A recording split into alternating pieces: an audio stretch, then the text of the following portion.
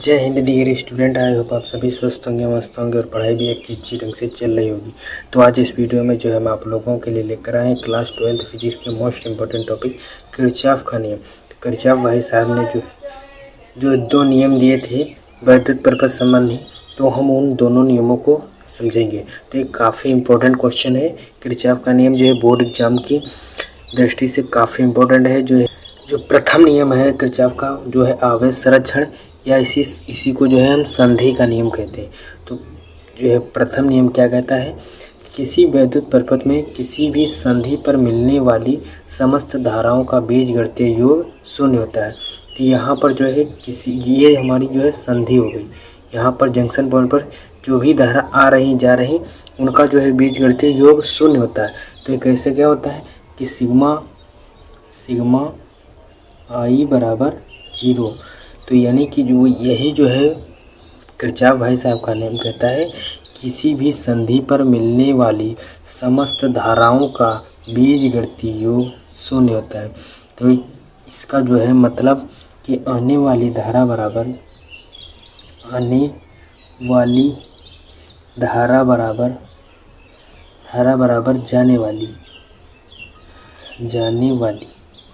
जाने वाली धारा।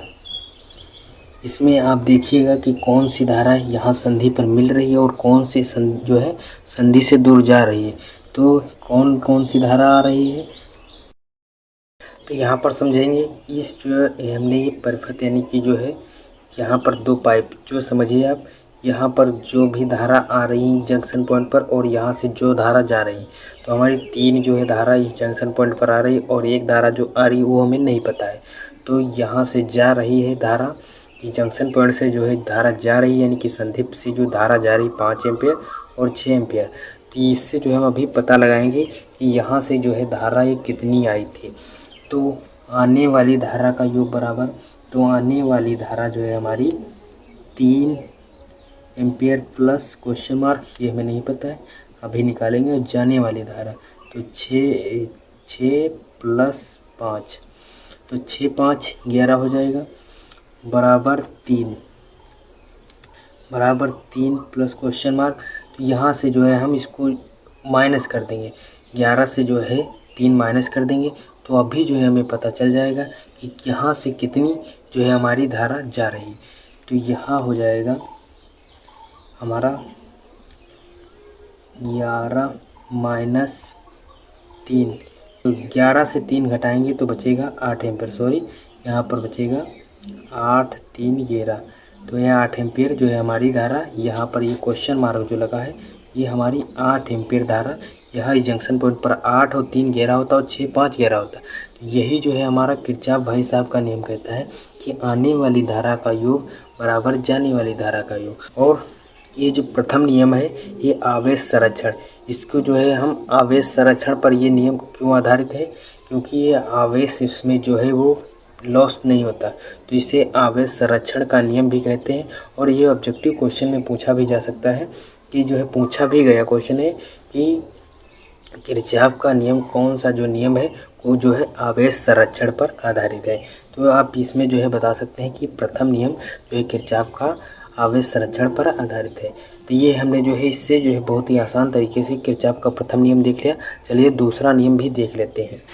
तो दूसरा नियम किरचॉफ भाई साहब का नियम क्या कहता है, द्वितीय नियम, किसी वैद्युत परिपथ के प्रत्येक बंद पास के विभिन्न भागों में बहने वाली धाराओं तथा समस्त प्रतिरोधों का बीजगणितीय योग उस पास में लगे विद्युत वाहक बलों के बीजगणितीय योग के बराबर होता है। तो ये जो है हमारा बंद पास हो गया। जो आपसे क्वेश्चन किसी भी प्रकार से बोर्ड एग्जाम में पूछा जा सकता है कि जो है किरचॉफ का द्वितीय नियम किस पर आधारित है, तो ऊर्जा संरक्षण पर आधारित है। ये क्वेश्चन पूछा जा सकता है ऑब्जेक्टिव क्वेश्चन में। इसी प्रकार से क्वेश्चन आपको घुमा फिरा कर पूछेगा यही, और घुमा फिरा कर पूछेगा, तो आपको सब पता होना चाहिए। तो ये बंद पास का नियम क्या है, ये जो है हमारा वैद्युत पर जो है बंद पास बना हुआ है। इसमें जो ये प्रतिरोध लगा हुआ I1 और R1, इसकी जो गुणा करेंगे तो हम I और R1 के करेंगे। इसमें ये नहीं कि जो है I1 और I2 की गुणा करेंगे, ये इससे जो है क्वेश्चन जो है गड़बड़ा जाएगा। यही कहता है कि संगत प्रतिरोधों का गुणनफल बराबर उस पास में लगे विद्युत वाहक के बलों के योग के बराबर होता है। जब इसका बीजगणितीय योग करेंगे विद्युत वाहक बल के तो वो हमारा बराबर होगा, इसके बराबर होगा I इंटू आर के। तो I और R का जब हम बीजगणितीय योग करेंगे और जो है इसका विद्युत वाहक बल के योग के बराबर होगा। यही जो है हमारा किरचॉफ का द्वितीय नियम कहता है। तो इसको हम बंद पास जो है 1 के लिए जो है व्यंजक प्राप्त करते हैं। तो ये I1 और R1 माइनस I2 और R2। ये धारा देखिएगा, ये निशान देखिएगा कि इसमें धारा किस तरफ से बह रही। इसमें जब उल्टी धारा यानी कि जो है इसमें ये विपरीत धारा जब बहने लगी तब यहाँ माइनस का चिन्ह आया है।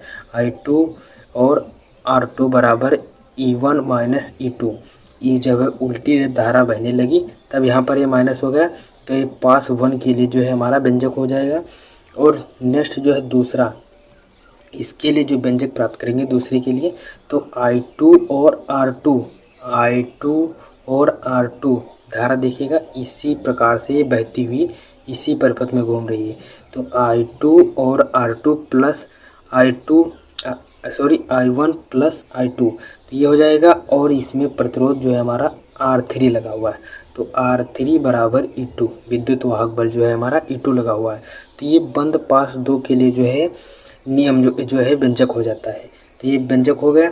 तो ये आप आसानी से जो है द्वितीय नियम भी सॉल्व कर सकते हैं कि जो है किसी वैद्युत परिपथ, ये वैद्युत परिपथ हो गया, प्रत्येक पास के विभिन्न भागों में ये जो विभिन्न भागों में जो धारा बह रही है, विभिन्न भागों में बहने वाली धाराओं तथा समस्त प्रतिरोधों, ये जो प्रतिरोध लगे हुए हैं जिनके साथ जो है उन्हीं के साथ गुणा करेंगे का बीजगणितीय योग उस पास में लगे विद्युत वाहक बल यानी E1 और E2 विद्युत वाहक बलों के बीजगणितीय योग के बराबर होता है। तो ये हो गया हमारा किरचॉफ का द्वितीय नियम। तो आई होप आप लोगों को किरचॉफ का द्वितीय नियम और प्रथम नियम ये दोनों आपको अच्छी ढंग से समझ में आ गए होंगे। तो अब इस वीडियो में बस इतना ही, मिलेंगे नेक्स्ट वीडियो में, तब तक के लिए जय हिंद।